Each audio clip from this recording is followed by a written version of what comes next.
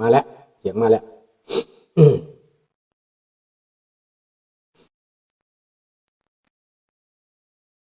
สบายดีพี่น้องลูกหลาน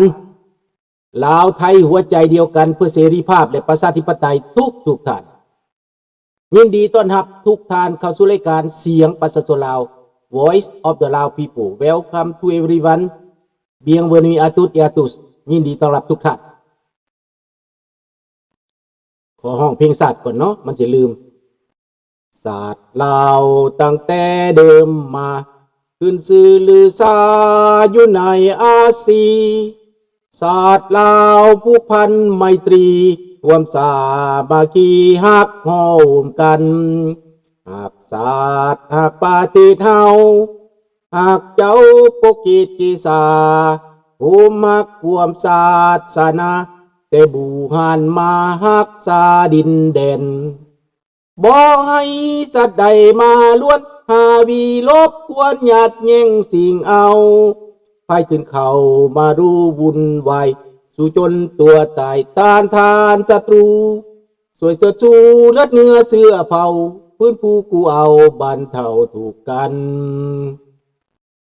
ขอบใจเนาะพี่น้องเนาะพี่น้องประเด็นในมื้อนี้ก็บอกว่าประเทศลาวปกครองด้วย3 อำนาจ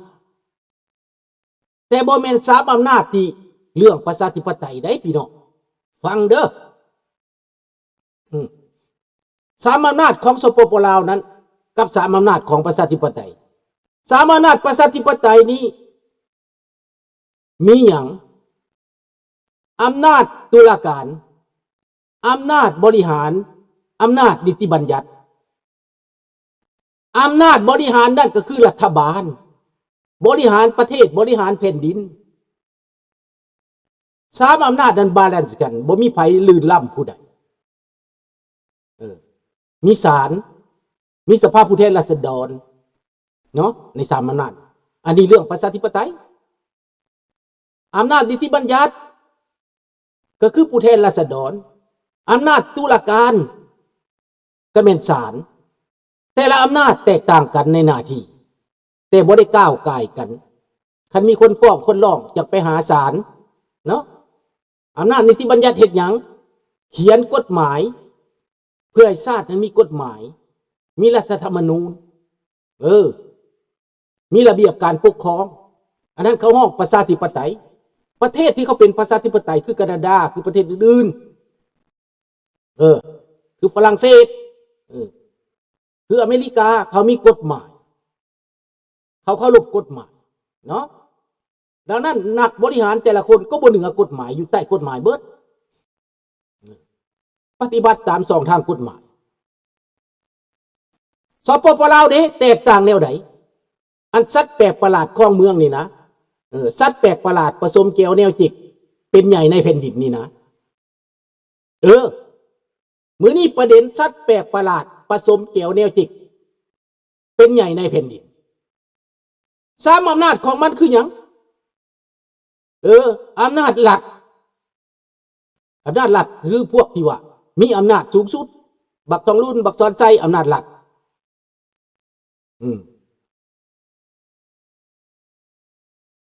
นั่นแหละเป็นอำนาจหลักบ่แม่นใจบ่เที่ยงบ่ มีค่าตกใจบ่จะได้ฟังข่าวบ่อำนาจรัฐรัฐเผด็จการเขาห้องอำนาจรัฐเผด็จการ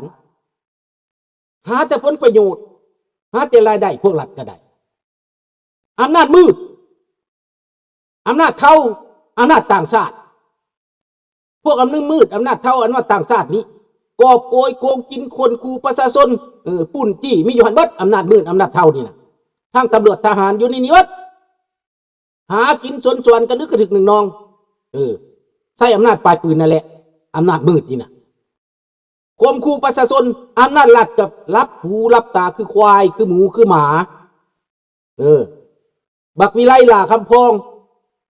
ก็อยู่ทั้งเทิงก็อยู่ในอันที่2นี่ก็อยู่อำนาจมืดนี่นะ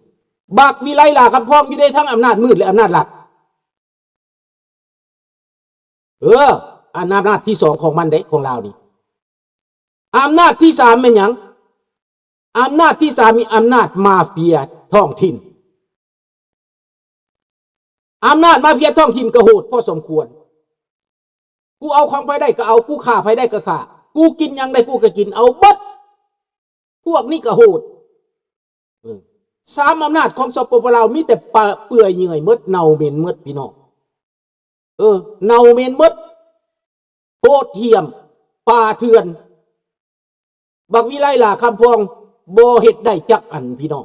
บักทองรุ่นก็แก้ไขยังบ่ได้จักอันบักสอนไส้ก็บ่ได้ยังจักอันเพราะว่าเป็นหุ่นเสิร์ชหุ่นกระบอกเบิดต่างชาติบงการพี่น้องอำนาจมืดอำนาจสีเทาและต่างชาติทั้งจีนทั้งแก้วทั้งต่างชาติหลายคนมามีบทบาทในลาวกูมีเงินก็คืออำนาจอันนั้นเขาอำนาจมืดมันเป็นแบบนี้ดังนั้นเจ้มวยนี้อยู่ในอำนาจใดที่มาเมืองฝรั่งเศสนี่เจ้มวยนี่ก็อยู่ในอำนาจมืดอำนาจเทาอำนาจต่างชาติ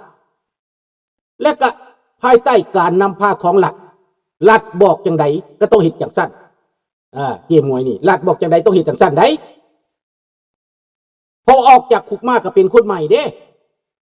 เป็นคนใหม่ดังนั้นนางเจ้มวยตอนนี้สิว่าให้ฟังนางเจ้มวยตอนนี้หลังจากเขากักตัวแล้วเขาก็ให้ประกันตัวก็ออกมาเพ่นพ่านอยู่ปารีสออกมาเพ่นพ่านอยู่ตัวไอแฟนออกมาโซ่ว่าเขาไม่ได้จับมวยได้เขาไม่ได้จับมวยได้มวยนี่มีอิสรภาพได้เป็นอิสรภาพชั่วข่าวหลังจากที่ตำรวจเฮ็ดคดีแล้วประกอบเอกสารแล้วส่งฟ้องแล้วเขาต้องเรียกห้องเขาต้องเชิญเจ้หมวยไปให้การเจ้หมวยก็ต้องเที่ยวขึ้นศาลไปให้การเป็นพยานอกวิแลขึ้นไปให้การทั้งพยานแวดล้อมก็ไปให้การพยานแวดล้อมกับเจ้หมวยพยานตัวจริงก็เป็นเจ้หมวยพยานถือกล่าวหาก็เป็นเจ้หมวยได้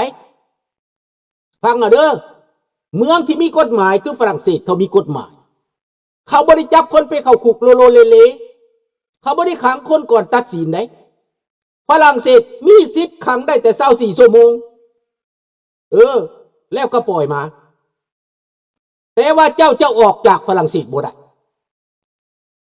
นี่เจ้าจะต้องไปขึ้นศาลจนจบเรื่องคันศาลดึงไปฮอด2 ปีฮอดปีนึงเจ้ากับอยู่ฮอดปีนึงเจ้าต้องแล่นขึ้นศาลพวกลาวลิงลาวควายลาวนางโง่อยู่ต่างประเทศต้องส่งเงินให้อีหมวยได้ส่งเงินให้มันหลายๆได้ผู้บางคนก็ฝากไปเป็นร้อยเป็นพันเป็น2,000สวยมันให้มันตั้งตูเพราะมันคนงามมันคนงามพวกผู้เฒ่าส่วนหลายก็ตายใจส่งเงินไปให้พวกนักต่อสู้ทั้งหลายก็ส่งไปให้เพราะว่าว่าอีหมวยมันเว้าเก่งมันปากเกี้ยงมันนกแก้วของบักทองลุนอีเจนางก็เป็นนกแก้วของบักทองลุนยังมีอีกหลายบักก็เป็นนกแก้วของบักทองลุนเป็นคนของหลัดอำนาจหลัดคนพวกนี้เป็นลูกพรรคลูกหลัดของเขาแล้วเขามาเว้าอำนาจมืดอำนาจเท่านั่นนะพวกนี้มันก็ออกมาเสพวกนี้คือกันแต่ว่ามันเห็นยังบ่ได้มันก็เว้าซื่อ